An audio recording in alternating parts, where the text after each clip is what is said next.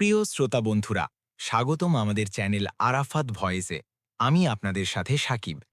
আমাদের আজকের গল্পের অপমানের আগুনে জ্বলে ওঠা সাফল্য, অহংকারের চূড়ান্ত পরাজয়। এখন গল্পটি শুরু করা যাক। চলুন গল্পে ডুব দিই। বারিলির সকাল বাইরে থেকে যতটা শান্ত মনে হতো, ভেতর থেকে ততটাই অস্থির ছিল। এই শহর সেই সব মানুষের জন্য আসার জায়গা ছিল যাদের কাছে সামর্থ্য ছিল, আর সেই সব মানুষের জন্য পরীক্ষার ময়দান ছিল যাদের কাছে শুধু সাহস ছিল। করণও সেই সব মানুষের মধ্যে একজন ছিল। বয়স তার ২৫ বছর ছিল, কিন্তু চেহারায় সময়ের ছাপ তার চেয়েও অনেক বেশি পুরনো দেখা যেত। করণের শৈশব বারিলির সরু গলি, ছোট চায়ের দোকান, মন্দিরের চাতাল আর বাসস্ট্যান্ডের ছাউনির মধ্যে কেটেছিল। মা বাবা দুজনেই তাকে খুব ছোট বয়সে ছেড়ে চলে গিয়েছিল। তারপর আত্মীয় স্বজনরা কিছুদিন দয়া দেখিয়েছিল, তারপর বোঝা মনে করে দূরে সরিয়ে দিয়েছিল। সে খিদে থেকে বাঁচার জন্য কখনো বাজারে বস্তা টেনেছে, তো কখনো চায়ের দোকানের পেছনে বেঁচে যাওয়া খাবারে রাত কাটিয়েছে। এইসব করতে করতে তার ভেতরে এক অদ্ভুত জেদ জন্মেছিল, যে সে শুধু পেট ভরার জন্য জন্মায়নি।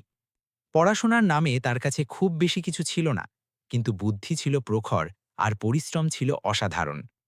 কোনো ছোট কাজই তার কাছে ছোট মনে হতো না, কারণ সে জানত যে মানুষ কাজকে সম্মান দেয়, একদিন সেই কাজই তাকে সম্মান এনে দিতে পারে। শহরের মানুষ তাকে প্রায়ই দয়া, ঘৃণা বা অবজ্ঞার চোখে দেখত, কিন্তু সে কারো ঘৃণা দিয়ে নিজের হাতের শক্তি কম হতে দেয়নি। নিজের ছেঁড়া ব্যাগে সে সবসময় কিছু কাগজ রাখত, যেখানে কাজ করেছে সেই তথ্যগুলো গুছিয়ে লেখা ছিল। তার আশা ছিল যে হয়তো কোনো একদিন কোনো একজন মানুষ তার অবস্থা নয়, তার নিয়ত দেখবে। ওদিকে বরেলির অন্য প্রান্তে একদম আলাদা এক পৃথিবী ছিল। চওড়া রাস্তা, উঁচু দেওয়াল আর বড় কাঁচের অফিসের দুনিয়া। সেই দুনিয়ায় বিক্রম সিংয়ের নাম খুব সম্মান আর প্রভাবের সাথে নেওয়া হতো। তার অনেকগুলো কোম্পানি ছিল, আর শহরের ব্যবসায়িক ক্ষেত্রে তার দাপট ছিল। তার একমাত্র মেয়ে রিয়ার বয়স ছিল প্রায় ২৫ বছর, এবং সে বাবার সম্পত্তি, মর্যাদা আর জাঁকজমকের মধ্যে বড় হয়েছিল।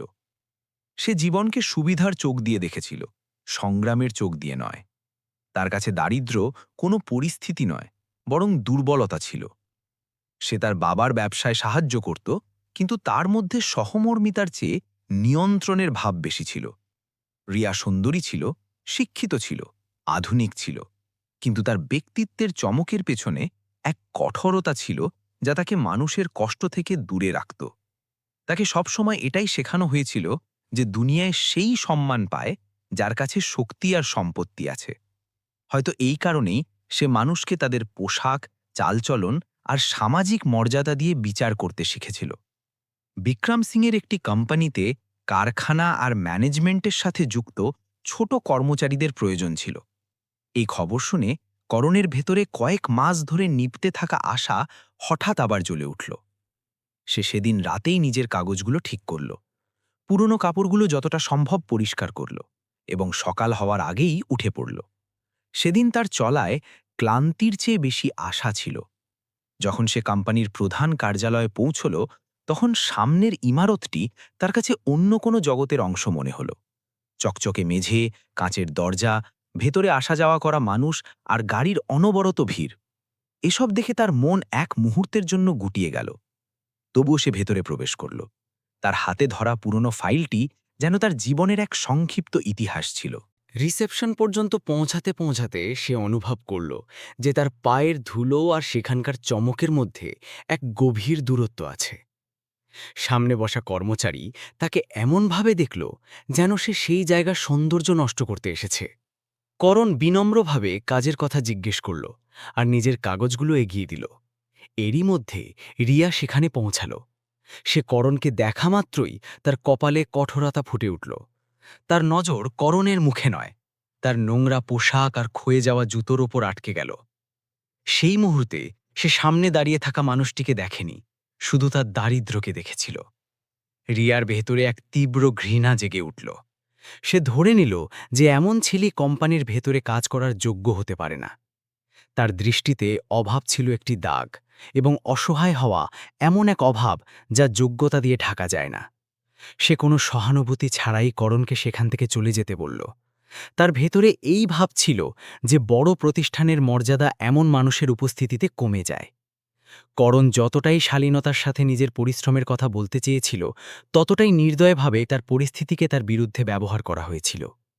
কিছুক্ষণের মধ্যেই পরিস্থিতি এতটাই অপমানজনক হয়ে গেল যে নিরাপত্তা কর্মীদের ইশারা করে দেওয়া হলো। করঞ্জ বাইরের দিকে ধাক্কা দিয়ে বের করে দেওয়া হলো।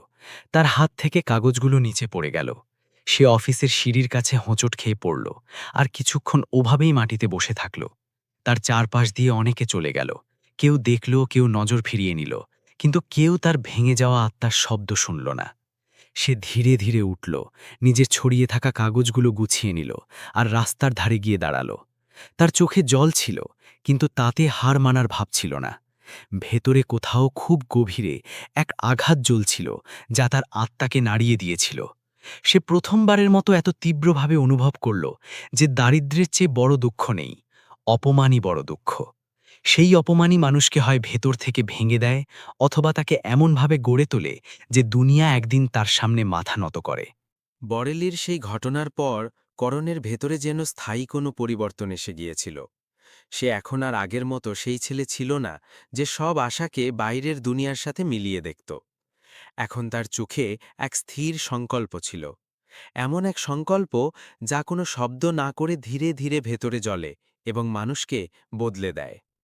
সেদিন তাকে শুধু প্রত্যাখ্যান করা হয়নি, বরং তাকে এটা বুঝিয়ে দেওয়া হয়েছিল যে এই দুনিয়ায় সম্মান পাওয়ার জন্য শুধু পরিশ্রম নয়, পরিচয়ও দরকার। আর সেই মুহূর্তেই সে ঠিক করে নিয়েছিল যে সে নিজের পরিচয় নিজেই তৈরি করবে। কিছুদিনের মধ্যেই সে বরেলি ছাড়ার সিদ্ধান্ত নিল। তার কাছে কোনো বড় পরিকল্পনা ছিল না, শুধু এক বিশ্বাস ছিল যে যদি সে সেই জায়গায় আটকে থাকে, তবে সেই একই ঘৃণা বারবার তাকে ভাঙতে থাকবে। সে মুম্বাই চলে গেল, এমন এক শহর যেখানে প্রতিদিন হাজার হাজার মানুষ নিজেদের স্বপ্ন নিয়ে আসে, আর তত মানুষই ভেঙে ফিরে যায়। করণ জানত যে এই শহর সহজ নয়, কিন্তু তার এখন সহজ পথের আর প্রয়োজনও ছিল না। তার কাছে হারানোর মতো কিছু বাকি ছিল না, তাই সে পুরো শক্তি দিয়ে লড়াই করতে পারত। মুম্বাইতে তার দিনগুলো আগের চেয়েও বেশি কঠিন ছিল। সকাল হতেই সে কাজের সন্ধানে বেরিয়ে যেত, আর রাত হতে হতে ক্লান্ত হয়ে কোনো ফুটপাত বা বস্তির ধারে শুয়ে পড়ত। কখনো সে মজুরি পেত, তো কখনো খালি হাতে ফিরতে হতো। অনেকবার তাকে খালি পেটেই রাত কাটাতে হতো। কিন্তু এখন তার খিদে শুধু রুটির ছিল না, বরং এমন এক জীবনের ছিল যেখানে তাকে কারো সামনে মাথা নত করতে না হয়। প্রতিটি কঠিন দিন তার ভেতরে আরও একটি স্তর যোগ করে দিচ্ছিল, সহনশীলতার, ধৈর্যের আর জেদের। ধীরে ধীরে সে কারখানাগুলোতে কাজ করা শুরু করল। শুরুতে সে শুধু কাপড়ের বস্তা তুলত, মেশিনের পাশে দাঁড়িয়ে থাকত আর যা বলা হতো সেটাই করত। কিন্তু সে সেই সব মানুষের মধ্যে ছিল না যারা শুধু আদেশ মেনে সন্তুষ্ট হয়ে যায়। সে সবকিছু খুব মনোযোগ দিয়ে দেখত এবং বোঝার চেষ্টা করত যে মেশিন কিভাবে চলে, কাজ কিভাবে হয়, আর মানুষ কিভাবে সিদ্ধান্ত নেয়। তার চোখ শুধু কাজ করছিল না, শিখছিল। এটাই তার সবথেকে বড় শক্তিতে পরিণত হল। রাতে যখন বাকি শ্রমিকরা ঘুমিয়ে যেত, তখন করণ কোনো কোনায় বসে পুরনো বই পড়ার চেষ্টা করত। সে ধীরে ধীরে বুঝতে পারছিল যে দুনিয়া শুধু পরিশ্রম দিয়ে চলে না, বরং বুদ্ধি আর সিদ্ধান্ত দিয়েও চলে। সে নিজের ভেতরে এটা ঠিক করে নিল যে সে শুধু হাত দিয়ে কাজ করা মানুষ হবে না, বরং মাথা দিয়ে চিন্তা করা মানুষও হবে। এই চিন্তাই তাকে বাকিদের চেয়ে আলাদা করতে লাগল। কয়েক মাসের কঠিন পরিশ্রমের পর সে একটি ছোট কারখানায় স্থায়ী কাজ পেয়ে গেল। এখানে তার কাজ আগের চেয়ে একটু আলাদা ছিল। তাকে শুধু বোঝা বইতে হতো না, বরং কাজের তদারকিও করতে হতো। এটা তার জন্য এক ছোট পদক্ষেপ ছিল, কিন্তু তার আত্মবিশ্বাসের জন্য অনেক বড় ছিল। সে এই সুযোগটিকে নিজের পুরো সততা দিয়ে আঁকড়ে ধরল। সে সময় মতো আসত, পুরো মন দিয়ে কাজ করত, আর প্রতিটি ছোট বড় সমস্যা বোঝার চেষ্টা করত। ধীরে ধীরে মানুষ তাকে শুধু একজন শ্রমিক নয়, বরং একজন দায়িত্বশীল ব্যক্তি হিসেবে দেখতে শুরু করল। সেই কারখানার মালিক যারা বছরের পর বছর ধরে ব্যবসা করছিলেন, তারা করণের পরিশ্রম আর বুদ্ধিমত্তা লক্ষ্য করতে লাগলেন। তারা দেখলেন যে এই ছেলেটি কোনো আনুষ্ঠানিক শিক্ষা ছাড়াই কাজকে গভীরভাবে বোঝে। করণের ভেতরে এক অদ্ভুত ভারসাম্য ছিল। সে বিনম্র ছিল, আবার আত্মবিশ্বাসীও। সে নিজের সীমাবদ্ধতা জানত। সময়ের সাথে সাথে করণ ছোট ছোট সিদ্ধান্তের দায়িত্ব পেতে লাগল। সে প্রতিটি দায়িত্ব এমনভাবে পালন করত যেন সেটা তার নিজের। সে এটাও বুঝে নিয়েছিল যে ব্যবসা মানে শুধু লাভ করা নয়, বরং বিশ্বাস তৈরি করাও। সে শ্রমিকদের সাথে সম্মানের সাথে ব্যবহার করতে শুরু করল, কারণ সে নিজেও সেই কষ্টের মধ্য দিয়ে গিয়েছিল, যেখানে মানুষকে মানুষ মনে করা হয় না। তার এই চিন্তা ধীরে ধীরে পুরো পরিবেশ বদলে দিতে লাগল। কয়েক বছরে করণ এতটাই অভিজ্ঞতা আর আত্মবিশ্বাস অর্জন করে নিয়েছিল যে সে নিজের জন্য এক নতুন পথ দেখার সাহস করল। সে ঠিক করল যে এখন সে আর অন্য কারোর জন্যে কাজ করবে না, বরং নিজে কিছু শুরু করবে। এই সিদ্ধান্ত সহজ ছিল না, কারণ তার কাছে না পুঁজি ছিল, না কোনো মজবুত সাহায্য। কিন্তু তার কাছে সেই জিনিসটি ছিল যা অনেক বড় মানুষের কাছে থাকে না: হার মানার কোনো বিকল্প না থাকা। সে তার ছোট সঞ্চয় আর কিছু ধার নিয়ে একটি ছোট ইউনিট শুরু করল। শুরুতে খুব কঠিন ছিল। অনেকবার অর্ডার পাওয়া যেত না, অনেকবার ক্ষতি হতো, আর অনেকবার তার মনে হতো যে হয়তো এই পথ ভুল। কিন্তু প্রতিবার যখন সে ভাঙার মুখে পৌঁছত, তার বারেলির সেই দিনের কথা মনে পড়ত। সেই ঘৃণা, সেই অপমান, সেই ধাক্কা, সেই স্মৃতি তাকে আবার দাঁড় করিয়ে দিত। ধীরে ধীরে তার পরিশ্রম ফল দিতে লাগল। তার ইউনিট ছোট ছোট অর্ডার পূরণ করল, তারপর বড় কাজ আসতে শুরু করল। তার পরিচয় তৈরি হতে লাগল এমন একজন ব্যক্তি হিসেবে যে সততার সাথে কাজ করে আর বিশ্বাসকে সবার ওপরে রাখে। মানুষ তার সাথে কাজ করা শুরু করল, কারণ তারা তার মধ্যে স্থিরতা আর সততা দেখতে পেত। কয়েক বছরের মধ্যেই তার ছোট ইউনিট একটি কোম্পানিতে পরিণত হল, আর সেই কোম্পানি ধীরে ধীরে অনেক শহরে ছড়িয়ে পড়তে লাগল। সময়ের সাথে সাথে করণের নাম শিল্প জগতে পরিচিত হতে লাগল। সে এখন আর শুধু এক সংগ্রামী যুবক ছিল না, বরং একজন সফল ব্যবসায়ী হয়ে উঠেছিল। তার কোম্পানি অনেক মানুষকে কর্মস্থান দিল, আর সে প্রতি সেই ব্যক্তিকে সুযোগ দেওয়ার চেষ্টা করল যাকে সমাজ কখনো অবজ্ঞা করেছিল। তার ভেতরে এখনও সেই কষ্ট জীবন্ত ছিল, কিন্তু সেই কষ্ট এখন দুর্বলতা নয়, বরং তার সবথেকে বড় শক্তিতে পরিণত হয়েছিল। যখন সে কখনো একা বসত, তখন তার মনে বারেলি সেই ঘটনা আবার ভেসে আসত। সে ভাবত যে যদি সেদিন তাকে প্রত্যাখ্যান না করা হতো, তবে হয়তো সে এত দূরে গিয়ে যাওয়ার জেদই করত না। সেই ঘৃণা তাকে ফেলে দিয়েছিল ঠিকই, কিন্তু সেই ঘৃণাই তাকে উঠতে শিখিয়েছিল। এখন সে সেই অপমানকে নিজের হার নয়, নিজের শুরু মনে করত। বারেলি শহর সেদিন যেন কোনো উৎসবে ডুবেছিল। রাস্তায় আলোর লম্বা সারি ছিল, বড় বড় হোটেল আর লনে সাজসজ্জার চমক দূর থেকেই দেখা যাচ্ছিল। কিন্তু এসবের মধ্যে সবথেকে রাজকীয় আয়োজন ছিল বিক্রম সিংয়ের বাড়ির সামনে বানানো বিশাল বিয়ের মণ্ডপ।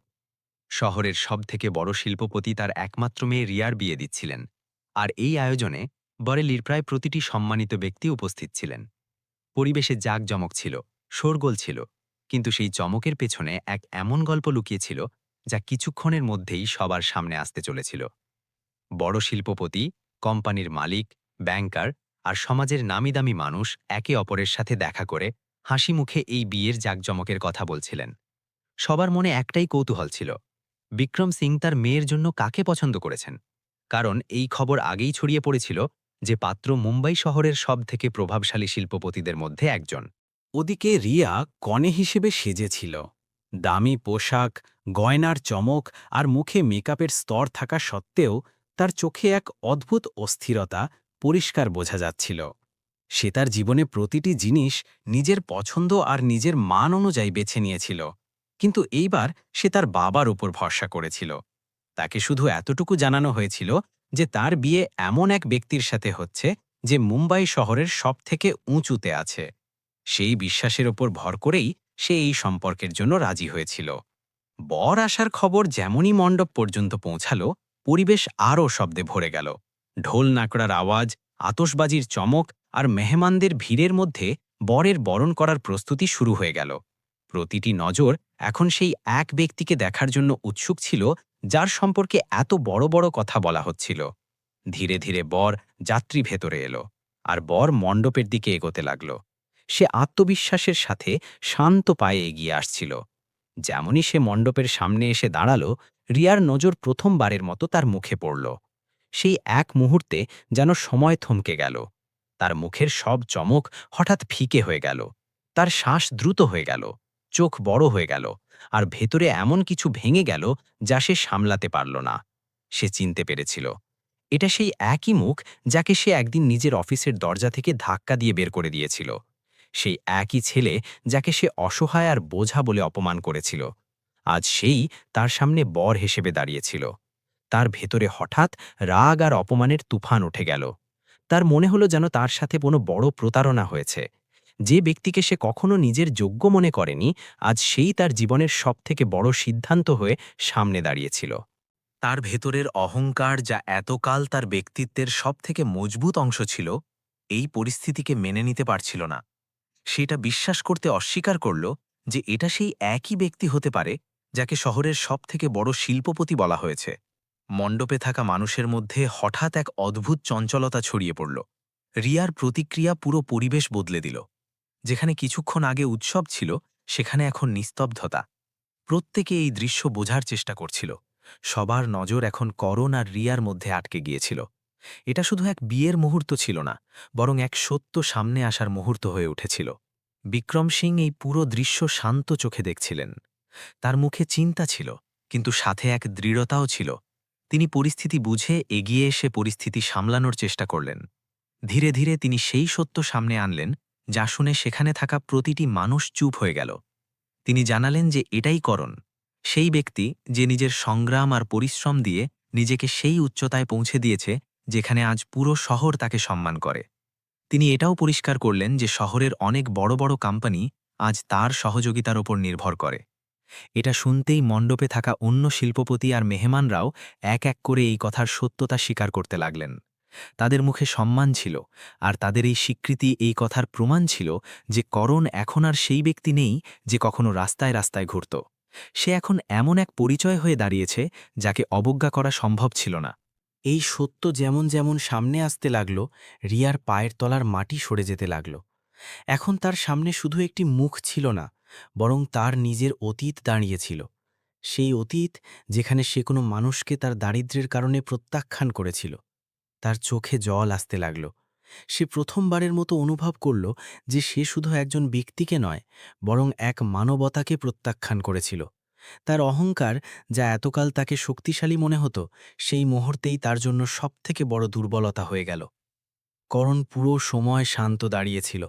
তার মুখে কোনো রাগ ছিল না, কোনো উত্তেজনাও ছিল না। তার চোখে শুধু এক গভীর দূরত্ব ছিল।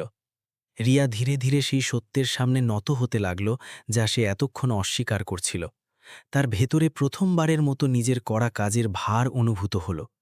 সে বুঝে গিয়েছিল যে যে ব্যক্তিটি তার সামনে দাঁড়িয়ে আছে, সে শুধু একজন সফল শিল্পপতি নয়, বরং সেই মানুষটি যাকে সে কখনো না বুঝে প্রত্যাখ্যান করেছিল।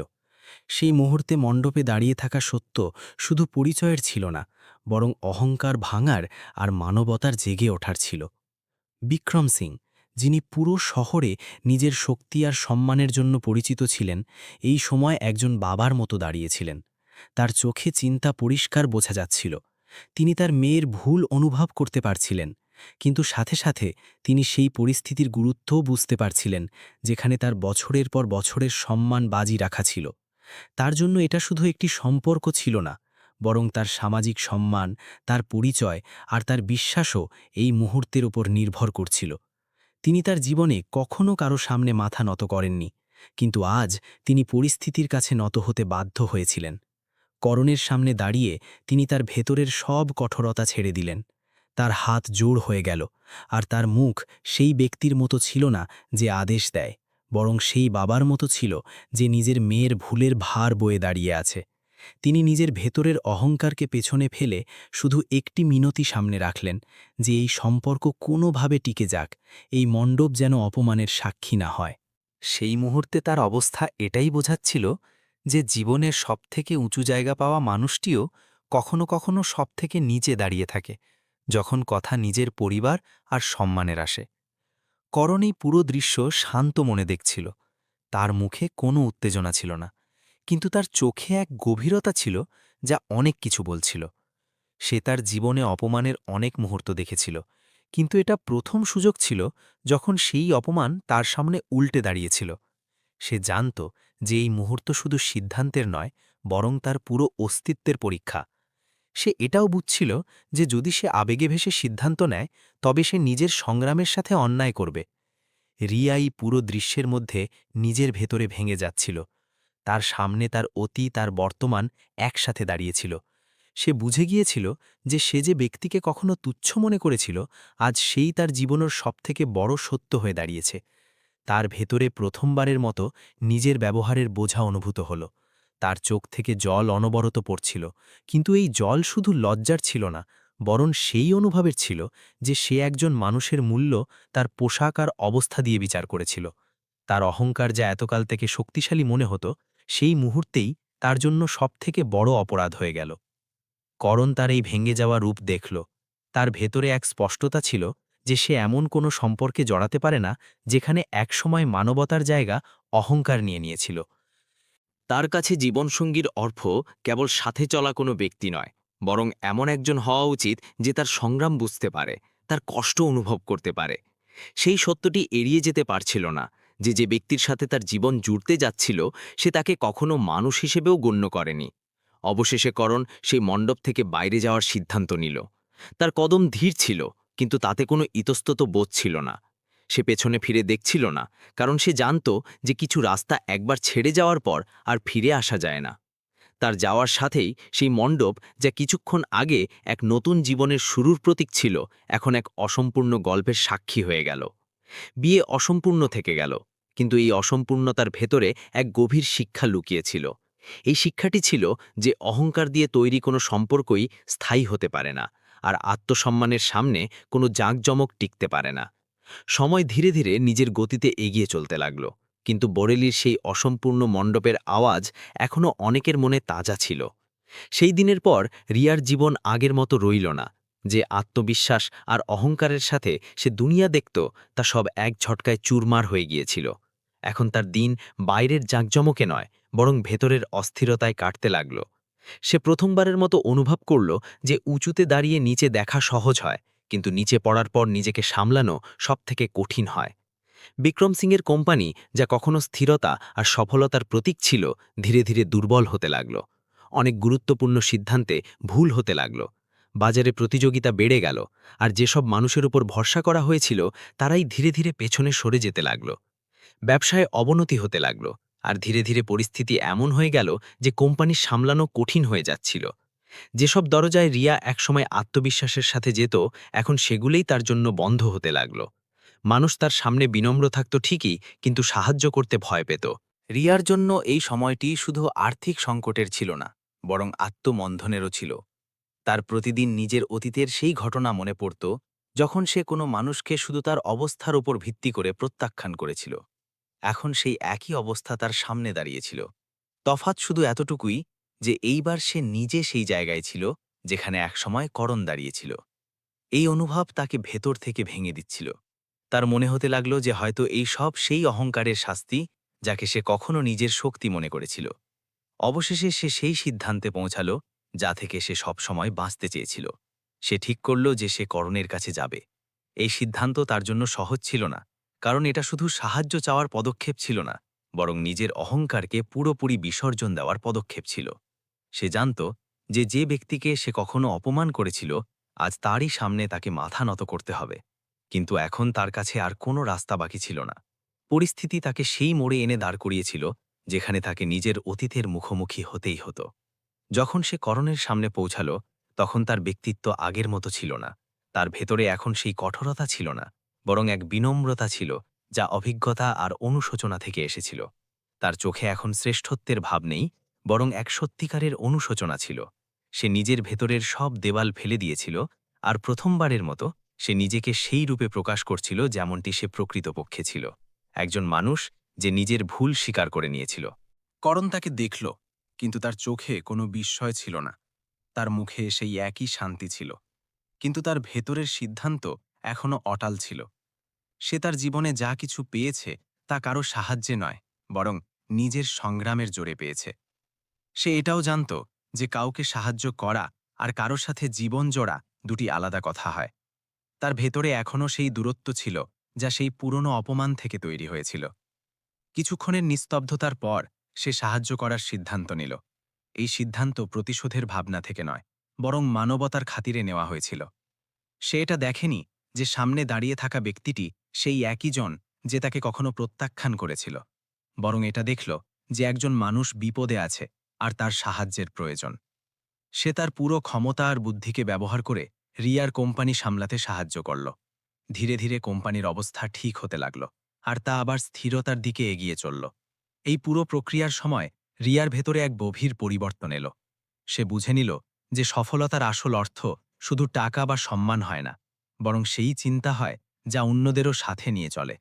সে নিজের ব্যবহারে বিনম্রতাকে জায়গা দিল, মানুষের প্রতি সম্মান বজায় রাখল, আর নিজের ভেতরের সেই অহংকারকে শেষ করার চেষ্টা করল যা তাকে একসময় অন্ধ করে দিয়েছিল। এখন সে সেই রিয়া ছিল না যে কখনো অন্যদের তাদের অবস্থা দিয়ে বিচার করত। সময়ের সাথে যখন পরিস্থিতি স্বাভাবিক হতে লাগল, তখন তার ভেতরে এক নতুন ইচ্ছা জন্ম নিতে লাগল। এই ইচ্ছা কোনো স্বার্থের ছিল না, বরং সেই সম্পর্কটি আবার ফিরে পাওয়ার ছিল। যখন সে করণের সামনে এই ভাবনাটি রাখল, তখন তার ভেতরে কোনো জোড়াজুড়ি ছিল না, বরং এক শান্ত স্বীকৃতি ছিল যে সিদ্ধান্ত যা হবে তা মেনে নিতে হবে। করণ তার কথা শুনল, কিন্তু তার মুখে সেই গভীরতা বজায় রইল। তার ভেতরে কোনো কঠোরতা ছিল না, কিন্তু এক স্পষ্টতা অবশ্যই ছিল। সে তার জীবনের সেই মোড় পার করে ফেলেছিল যেখান থেকে ফিরে আসা সম্ভব ছিল না। সে এটা বুঝে নিয়েছিল যে কিছু রাস্তা একবার বন্ধ হয়ে গেলে তা আবার খোলা ঠিক নয়। তার জন্য এই সিদ্ধান্ত সহজ ছিল না, কিন্তু জরুরি ছিল।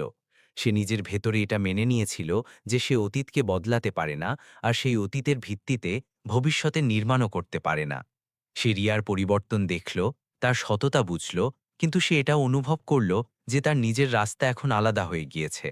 এই দূরত্ব এখন অহংকারের ছিল না, বরং জীবনের দিকের ছিল। রিয়ার চোখে আবার জল ছিল, কিন্তু এবার তাতে কোনো অভিযোগ ছিল না। এই জল সেই সত্যের ছিল যা সে মেনে নিয়েছিল। সে বুঝে নিয়েছিল যে সব ভুলের দাম শুধু ক্ষমা দিয়ে মেটানো যায় না। কিছু জিনিস এমন হয় যা সময়ও ফিরিয়ে আনতে পারে না। সে করণকে চলে যেতে দেখল, আর তার ভেতরে এক শূন্যতা রয়ে গেল। এমন শূন্যতা যা হয়তো কখনো পুরোপুরি পূর্ণ হবে না। করণ ধীরে ধীরে সেখান থেকে চলে গেল। তার কদম শান্ত ছিল, কিন্তু তাতে এক স্থিরতা ছিল যা তার পুরো সফরের প্রতীক ছিল। সে পেছনে ফিরে দেখল না, কারণ সে জানত যে জীবন মানেই সামনে এগিয়ে চলা। তার পেছনে যা রয়ে গেল তা শুধু একটি গল্প ছিল না, বরং একটি শিক্ষা ছিল যে অহংকার মানুষকে বড় বানায় না, বরং তাকে একা করে দেয়। আজকের গল্পটি আপনাদের কেমন লেগেছে তা কমেন্টে জানাতে ভুলবেন না। আর আমাদের চ্যানেল আরাফাত ভয়েসের সাথে থাকার জন্য চ্যানেলটি সাবস্ক্রাইব করে দিন। আবার দেখা হবে নতুন কোনো গল্পে। ধন্যবাদ।